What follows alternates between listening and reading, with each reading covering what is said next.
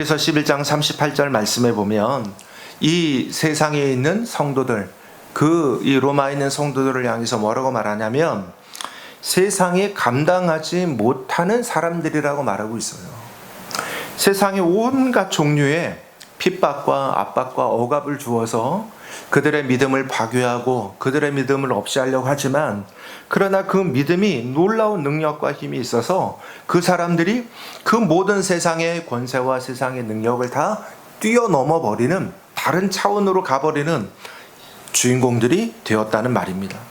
그러므로 예수님 꼭 붙잡고 주님 말씀 붙들고 살아가면 우리 성도들 모두가 이기는 자들이 되게 됨을 믿으시기를 바랍니다.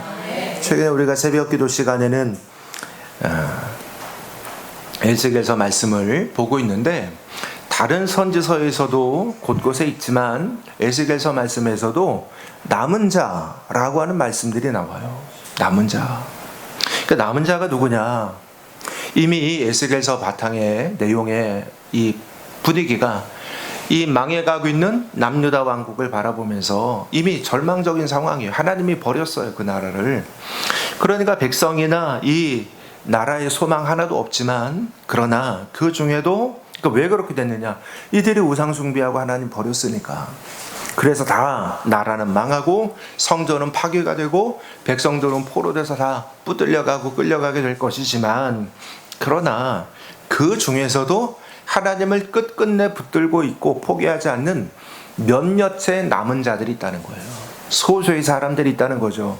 하나님이 그들에 대해서 소망을 주고 그들에 대해서 돌볼 것을 약속합니다. 그러니까 우리가 예수 잘 믿고 신앙생활 잘하면 우리 모두는 이미 다 승리하는 길로 가는 인생들이 된 것임을 믿으시기를 축복합니다. 오늘 말씀은 히브리서의 마지막 부분에 있는 그런 내용 중 하나죠. 이 말씀에서 성도가 어떻게 믿음을 지키고 세상을 이기게 되는지에 대해서 알려주고 있어요. 한마디로 말하면 영적 생활을 잘하는 것입니다. 영적 생활을 잘하는 것, 이것이 성도가 승리하는 가장 핵심적인 이유입니다. 우리가 무슨 돈을 많이 벌거나 세상에 권력을 많이 가지거나 세상 출세를 해서 성공하는 것이 아니고, 우리가 성공하는 것은 영적 생활에 승리하는 인생이 되는, 바로 거기에서 성도의 성공은 나오게 되는 것입니다. 영적인 생활을 잘해야 하나님의 능력을 덧입게 되고 이 땅에서 승리자가 될 수 있습니다.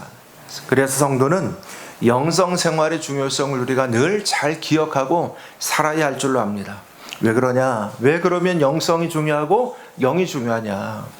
우리가 이따가 조금 더 보겠지만, 영이 우리 사람에게, 인간에게 가장 중요한 부분이기 때문에 그렇습니다. 오늘은 단순하지만 확실한 승리의 길이라는 제목으로 함께 은혜 받고자 합니다. 두 가지를 살피겠습니다. 첫째로, 그리스도를 삶의 기반으로 삼으시기 바랍니다. 할렐루야. 그리스도를 삶의 기반으로 삼아라. 성공하는 삶은 튼튼한 기반에서 비롯됩니다. 마태복음 7장 24절 25절 같이 읽어볼까요? 시작. 그러므로 누구든지 나의 이 말을 듣고 행하는 자는 그 집을 반석 위에 지은 지혜로운 사람 같으리니 비가 내리고 창수가 나고 바람이 불어 그 집에 부딪히되 무너지지 아니하나니 이는 주초를 반석 위에 놓은 까닭이요. 미국 동부와 서부에 많은 도시들이 있지만 대표적인 도시들이 있죠. 미국 동부에는 뉴욕이 있고 미국 서부에는 로스앤젤레스, LA가 있습니다. 그런데 이 도시가 그 대표적인 도시라는 건 같지만 구성으로 보면 참 많이 다르다. 특별히 LA를 보면, 로스앤젤레스를 보면 아주 넓게, 도시가 아주 광활하게 넓게 펼쳐져 있는데, 이 도시에는 아주 독특한 모양의 특징이 있어요. 높은 고층 빌딩이 거의 없다는 겁니다. 아니, 그 큰 좋은 도시가 높은 빌딩이 거의 없어요. 저 시내 한복판에 보면 한복판에 몇 개 있지 거의 없다. 그럼 왜 이렇게 이 도시는 빌딩이 없느냐? 이유는 밑바닥이, 그 토양이 사질이에요. 사질 토양. 즉 다시 말해서 모래밭이란 얘기입니다. 그 모래밭이니까 그 위에다가 높은 빌딩을 세울 수가 없어요. 그런데 뉴욕은 우리가 보면 맨하탄 등에 아주 마천루가 아주 빽빽하도록 더 이상 가득 채워질 수 없을 만큼 가득 그냥 고층 빌딩으로 채워져 있습니다. 왜 그러냐? 거기는 땅의 기반이 안반층, 화강암 기질입니다. 화강암 토질이에요. 그 땅을 파고 들어가면 저 밑에 화강암이 있어요. 그러니까 화강암, 돌 중에 아주 단단한 돌이지 않아요? 그러니까 그 터가 단단하니까 그 위에다가 수백 미터짜리 그런 빌딩들을 차고도 넘치게 지을 수가 있게 되는 거죠. 여러분, 인생도 마찬가지입니다. 바람이 불어도 시련이 있어도 우리가 정말 흔들리지 않는 내 인생의 건축물을 세우려고 한다면 사실은 그 토대가 튼튼하고 강건해야 합니다. 겉으로 보면 다 멀쩡해 보이고 겉으로 보면 좋아 보이는지 몰라도 잠시 후에 우르륵 무너지면 그런 집들이, 인생들이 얼마나 많아요. 최근에 세계 곳곳에, 우리나라도 얼마 전에 큰 비가 왔지만 중국에 아주 큰 비가 와서 그 인터넷 화면을 보니까, 중국의 모습을 보니까 아주 폭포처럼 강이 흘러가는 겁니다. 아주 대단하게. 그러니까 이 강, 정확하게 하천이죠. 근데 원래 큰 강이 아닌 조그만 하천인데 양옆에다가 지어놓았던 아주 좋은 그런 건축물, 보니까 아마 호텔 같은 것 같아요.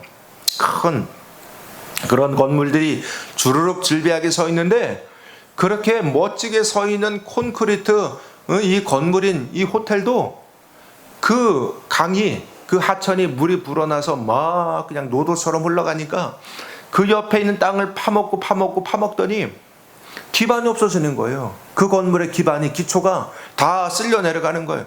그래서 조금 있다가 기우뚱하더니 그냥 다 내자 빠지는 그런 참 허무한 모습을 봐요. 허무하더라고요. 야, 저런 건물도 넘어간다고? 땅을 깊게 그 건물의 토대를 깊게 하지 않을 때 그 들이닥친 홍수에 견디지 못하고 다 한순간에 다 사라져버리고 마는 겁니다. 우리 인생이 예수 그리스도 안에서 우리 인생을 세워갈 때 우리가 단단해진다. 왜 그럴 수가 있을까요? 성경은 사람을 설명할 때 영과 혼과 육의 세 가지로 구성이 되어 있다. 그래서 인간의 이 구성에서 가장 바깥에 육이 있는 거예요. 육신이 있어요. 그리고 그 안에 혼이 있죠. 혼. 그래서 혼은 우리의 지성, 우리의 감성, 우리의 이성을 주관하는 활동 공간이에요. 그래서 여기에서 공부하는 것도 나오고 이성도 나오고 하는 거죠. 또 예술도 나오는 것이고. 그런데 그 안에 가장 핵심에 본질적으로 영이 있다. 영이. 그러니까 우리가 육이 있는 것도 알겠고 혼이 있는 것도 다 세상 사람들도 알아요. 여기까지죠. 그런데 성경은 여기서 하나가 더 있다. 영이 있다. 그런데 이 영이 우리 인간의 가장 근본이고 본질이다. 왜 그러냐? 바로 이 영을 통해서 사람이 하나님과 만나게 되고 하나님과 교제하게 되고 또 주님을 찾고 구하고 만날 수 있는 통로가 되는 자리이기 때문에 그렇다는 겁니다. 우리가 세상의 사람들을 놓고 보아도 이렇게 생각합니다. 우리 몸의 건강 중요하지만 그러나 몸의 건강보다 더 중요한 게 혼의 건강, 마음의 건강이라고 그러지 않아요? 여러분, 병원 가면 의사분들이 늘 하는 얘기 있잖아요. 어떻습니까, 선생님? 그 위 검사를 해보니까 위염도 좀 있으시고 또 속에 이렇게 좀 불편한 것도 좀 있으시네요. 그래요? 어떻게 해야 됩니까? 뭐라 그래요? 의사가 뭐라 그래요?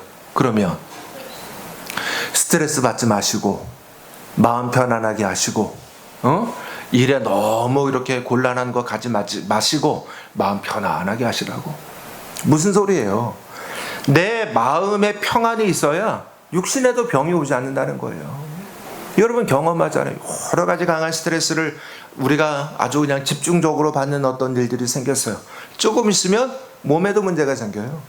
막 귀가 안 들리기도 하고 막 어질어질하기도 하고 그냥 막 심장이 뛰기도 하고. 그러므로 우리의 육신보다 우리의 혼이 훨씬 더 중요하구나. 우리 속에 있는 게 더 중요하구나. 그러면 혼보다 더 속에 있는 영은 더 중요한 거죠. 다시 말할까요? 여러분, 우리의 마음을 평안하게 하십시오. 당신의 마음을 평안하게 스트레스 받지 마세요. 그래서 우리가 그거 하려고 예를 들어 일도 좀 줄이고 또 예를 들어서 스트레스 받는 어떤 그런 직업도 바꿔보고 해서 그렇게 하려고 합니다. 그러면 스트레스가 다 없나요? 인생 자체가 스트레스예요. 인생 자체가 고난이라고. 웃으시잖아. 동의한다는 얘기잖아요. 인생 자체가 스트레스요. 그런데 스트레스가 아예 없을 수는 없어요. 그런데 거꾸로 우리의 영이 강하고 우리의 영이 단단하면 이 영이 강건한 이 힘을 가지고 우리의 혼이 건강해져요. 우리의 혼이 건강해지면 우리의 육신도 건강해지게 되는 거죠. 할렐루야. 그러니까 내가 건강하려고 그냥 스트레스 받지 말자, 평안 찾아서 돌아다니는 거, 그거보다도 더 좋은 길은 내 속에는 가장 본질인 영을 강하게 하고 영을 튼튼하게 하면, 영을 세게 만들면, 그러면 혼이 건강해지고 혼이 튼튼해지고 건강해지면 우리의 육신도 튼튼해지고 건강해지게 되게 되는 줄로 믿습니다. 그러므로 우리가 사람이라는 것은 이 영이 살아야 혼이 건강해지고 혼이 건강해야 육도 온전해지게 됩니다. 그러면 이 영이 건강해지고 강건해지는 길이 무엇이냐? 하나님을 만나는 거예요. 할렐루야. 왜? 영은 하나님을 만나는 자리고 하나님과 교통하는 통로이기 때문에 이 영이 건강해지는 길은 뭐냐면 하나님과 하나가 되고 하나님과 늘 소통하는 거예요. 하나님과 동행하는 겁니다. 그러면 우리의 영이 건강하고 강건해지죠. 할렐루야. 세상은, 마귀는 사람들로 하여금 물질 건강을 최고의 가치로 생각하게 합니다. 그래서 우리가 건강 중요하고 돈 중요하고 다 중요합니다. 그런데 그래서 사람들이 여기에만 빠져서 그냥 무조건 그냥 몸 건강한 것만 생각하고 사는데, 그래서 보면 몸은 건강해. 요즘의 사람들 몸은 건강해요. 또 우리가 점점 우리가 백인들 닮아가는 것 같아. 요즘 젊은 애들 보면 몸들이 얼마나 좋은지 뭐 이건 백인들 같아. 아주 그냥. 그런데 여러분, 분명 저 사람이 몸은 건강해. 몸은 아주 그냥 천하장사 같아.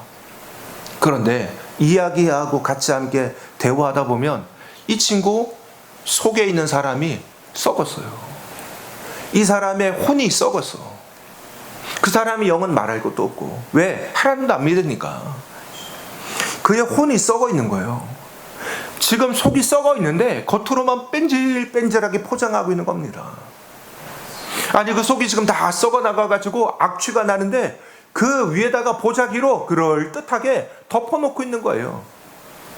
이게 얼마나 가겠습니까? 교회 여러분, 우리가 육신이 소중하지 않다거나 무의미하다고 말하는 것은 아니에요. 그러나 육신에 대해서 관심을 가지는 것의 10분의 1, 20분의 1이라도 당신의 영에 대한, 당신의 혼에 대한 관심을 가지고 있느냐, 소중하게 생각하는 마음이 있느냐 하는 것입니다. 요즘 우리가 주변에 돌아다니면서 제가 많이 느끼는 것은, 아니 지금 어디를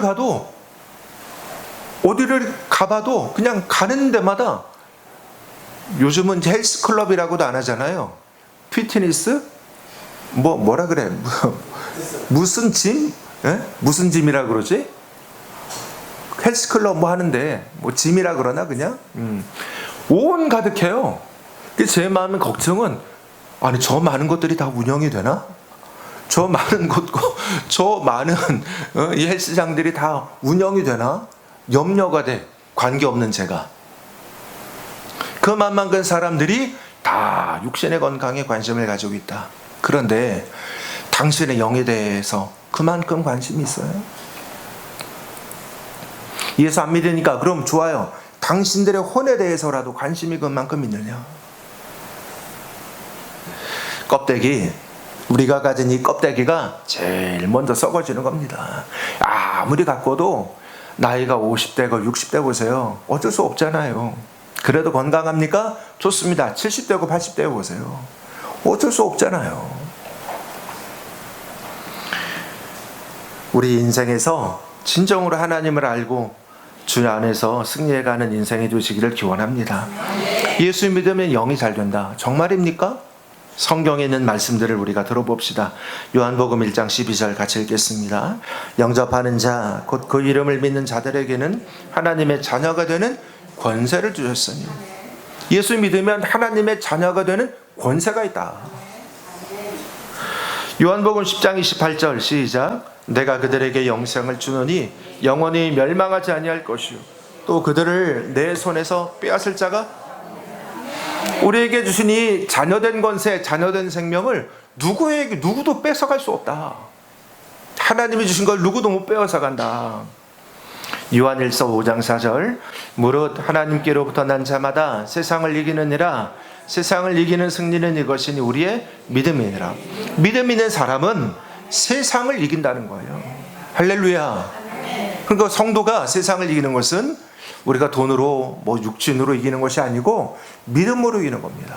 다시 말하면 그럼 우리가 싸우는 세상이 뭐냐면, 세상의 어떤 이웃들, 내 옆에 사는 이웃집 사람들하고 싸우자는 얘기가 아니고, 믿음의 길을 걸어가는 성도에게 들이닥치는 수많은 세상의 환난 풍파를 말하는 거예요. 나를 꺾으려고 달려드는 수많은 사전들과 고난들을 말하는 것이죠. 그 모든 것들을 이기는 길이 어디에 있느냐? 믿음에 있다.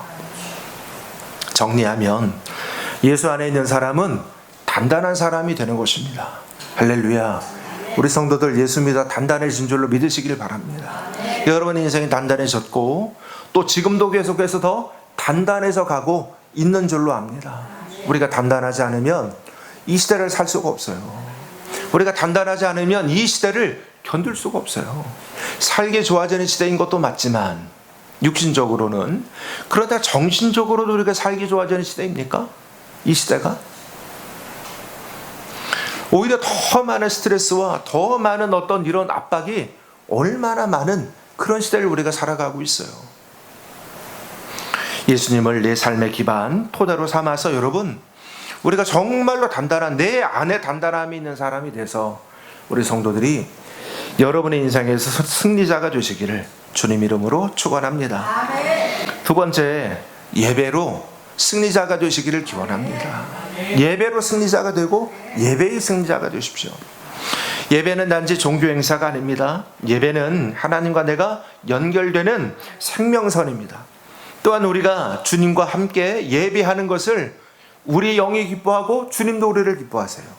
그러니까 내가 예배하면 나도 기쁘고 주님도 기쁘신 거예요. 얼마나 좋아요.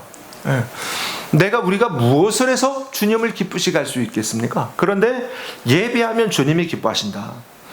요한복음 4장 23절에 하나님께서는 네가 이렇게 자기에게 예배하는 자를 찾으신다.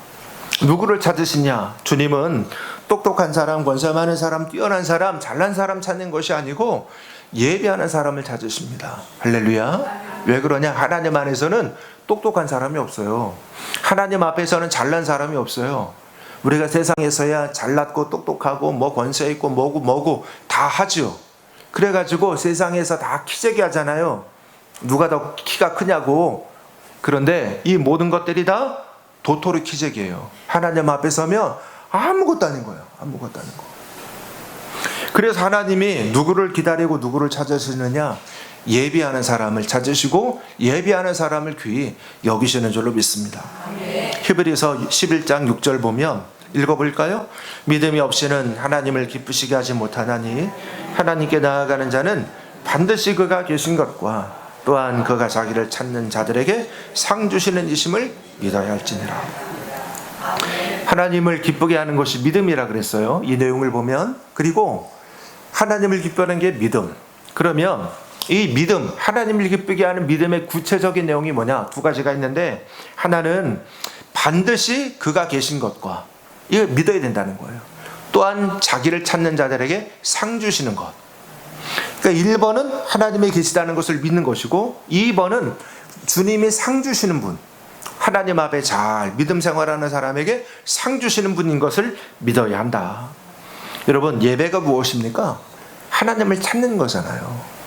예배가 뭐예요? 하나님을 찾는 거잖아요. 하나님을 갈구하고 하나님을 부르는 거 아닙니까? 그리고 하나님을 찾는 사람들에게 주님이 반드시 상 주신다. 할렐루야. 그러니까 예비하는 사람, 이 사람이 하나님 앞에 상 받는 인생이 되게 되는 줄로 믿으시길 바랍니다. 심리학자 마슬로우는 자기를 무가치하다고 생각하는 사람들이 회복되는 때는 하나님 앞에 서서 예배하고 기도할 때이다. 참 중요한 말이에요. 우리가 세상에 살다 보면 우리 자신이 무가치하다고 여겨질 때가 굉장히 많아요. 나의 자존감이 깎여지고 자존감이 낮아질 때가 정말 많죠. 그런데 그때마다 이 자존감을 어디에서 회복하느냐? 자존심이 아니에요. 자존감을 어디에서 회복하느냐? 그러니까 절대적인 나의 가치, 다른 사람과 비교해서 가지는 상대적인 가치가 자존심이라면, 내가 가지는, 나에 대해 가지는 절대적인 가치, 내가 참 귀한 존재구나, 스스로 이렇게 여기는 거, 내가 쟤보다 잘나가지고 내가 귀한 존재구나, 이거 말고 자존심이고, 내 스스로 내가 참 귀하고 소중한 사람이야, 이것을 언제 발견하고 언제 회복하느냐? 하나님 앞에 서서 하나님을 예배할 때, 그때 우리가 나의 자존감이 그리스도 안에서 회복되게 되는 겁니다. 왜? 그때 주님 우리에게 말씀하시면서 네가 어떤 사람인지, 네가 어떤 존재인지 우리에게 알려주시기 때문에. 우리가 어떤 존재인데요? 하나님의 창조함을 받은, 하나님으로부터 지음을 받은 사람이며, 우리 하나님이 예수 그리스도를 보내서 우리를 대신해서 십자가에 달려 죽게 할 만큼, 그렇게라도 구원하시려고 할 만큼 값진 존재라는 거죠. 내가 그런 사람이었구나 하는 것을 우리가 나 자체로는 소중하지 않을 수 있어요. 그런데 나를 위해 행하신 하나님의 일들을 보니, 내가 하나님이 나를 귀하다 하시고 값지다 하시니, 그러니 내가 귀하고 소중하고 값진 존재가 되게 되는 거죠. 그래서 예배는 내가 누구인지, 어디에서 왔는지, 왜 사는지를 깨닫게 해주는 자리입니다. 예배를 통해 무너진 감정, 흐트러진 정체성, 메마른 영혼이 예배 속에 다시 살아나게 됩니다. 예배를 통해서 내 안에 새로운 생명의 역사가 충만하게 일어나게 되는 자리가 바로 예배의 자리입니다. 그래서 성경 보면 아브라함, 이삭, 야곱, 요셉 쭉 이어지는 그 족장들의 이야기를 봐도 하나님께서 예배하는 사람들을 어떻게 세워주는지를 잘 보여주고 있잖아요. 아브라함, 또 이삭, 야곱, 이 사람들의 특징은 뭐냐면 가는 곳마다 예배해요. 가는 자리마다 예배했어요. 특별히 아브라함 보면 가는 곳마다, 야곱도 가는 곳마다 자기가 형한테 미움받아서 삼촌, 외삼촌 집으로 도망가는 중이라도 도망가면서도 예배하잖아요. 그래서 성경 보면 예배라는 말이 없던데요. 그가 그 자리에서 돌단을 쌓고 하나님 앞에 예배하고 하나님 앞에 무릎 꿇은 것, 돌단을 쌓았다는 것이 예배했다는 얘기예요. 그러니까 이들은 어디를 가든지 돌단을 쌓고 제단을 쌓고 하나님 앞에 예배하기를 기뻐하고 주의 이름을 부르는 것을 즐거워했습니다. 이렇게 예배할 때 하나님이 이들과 늘 교제하고 하나님의 말씀을 주시고 주님이 인도해 주셔서 그들의 인생이 참 복되어지게 되잖아요. 아무리 생각해도 인간 야곱 복받을 만한 사람입니까? 야비하고 술수에 능하고 거짓말 잘하고 아주 교활하고, 우리가 사람으로 치면 친구 삼을 만한 인간도 못 돼요. 그런데 그런 사람이라도 하나님께서 그가 하나님 앞에 날마다 매달리고 주님 붙잡으니까 하나님이 그를 귀하게 쓰셨습니다. 이런 얘기죠. 야비하고 간사한 사람이라도 하나님께서 쓰실 수 있다. 하나님과 연결되면. 창세기 39장에 보면 요셉 얘기가 있는데, 비록 노예로 팔려갔지만 그는 그 노예 생활하는 중에서도 계속 하나님이 동행해 주시는 것을 반복해서 39장에 말씀해요. 왜 동행하실까요? 예배하는 사람이니까. 그가 하나님을 예배하고 하나님을 즐거워하고 하나님을 기뻐하니까, 항상 예배하니까 이 요셉과 늘 언제나 함께 하시는 거예요. 다니엘은 포로가 되어도 하루에 3번 예루살렘을 향해서 기도하며 하나님과 연결되어 있는 사람이었습니다. 이 원리를 우리 삶에 적용해 봅시다. 하나님께 예배함을 삶의 최고 우선순위로 둘 때에 하나님이 우리 인생 가운데 찾아오시고 우리를 귀히 높여주시게 되는 줄로 믿습니다. 인생에 우리가 모두가 꿈꾸는 그 승리, 형통이라는 것도 바로 자동으로 따라오는 열매가 되게 됨을 믿으시길 바랍니다. 코로나를 지나면서 많은 성도들이 예배의 소중성을 잃었습니다. 그러나 성도가 2주, 3주만 예배하지 않으면, 예배하는 것을 다 생략해버리고 예배에 참여 안 하면 예배에 대한 마음도, 예배에 대한 기도도, 또 예배에 대한 은혜 받음에 대한 즐거움도 다 사라져버리고 말아요. 믿음 없는 사람 되는 겁니다. 그래서 성도 예배가 무너지면 그 사람의 영성, 믿음도 다 의미 없는 것이 되고 말아요. 설문조사하면 당신의 종교가 뭡니까? 기독교. 이름만 기독교예요. 이름만 기독교예요. 껍데기예요. 껍데기. 아무것도 실체가 없는 유령신자가 되는 거야. 유령신자가. 마귀는 바로 이것을 노립니다. 그래서 시험과 고난 속에 있는 성도들일수록 예배의 자리에 나가기를 힘써야 합니다. 할렐루야. 열심히 내가 어려워도 예배하면 그 어려움의 기간들이 내가 드리는 그 예배가 그 어려운 기간들을 이기게 해주는, 버티게 해주는 힘이 되고 능력이 돼요. 그러니까 여러분, 나 어려워서, 나 힘들어서, 나 시험 들어서 예배 안 할래 하지 말고, 힘들고 어렵고 시험이 찾아올수록 더 예배하고 더 힘써서 주님 말씀 앞에 서는 하나님의 사람들 되시기를 힘쓰시기를 바랍니다. 고난당하고 시험당하고 어려움당할수록 더 엎드려 더 많이 기도하는 사람이 되어야 합니다. 예배가 그치지 않으면, 예배가 죽지 않으면 우리도 죽지 않습니다. 제가 처음 목회했던 곳은 탄광촌, 강원도 태백이에요. 제가 목회할 때에도 종종 탄광 사고가 있었습니다. 어쩔 수 없어요. 여러분, 어쩔 수 없습니다. 일 자체가 그런 걸 어떻게 해요? 이럴 때가 되면 그 나머지 동료 광부들이 어떻게 하는지 아세요?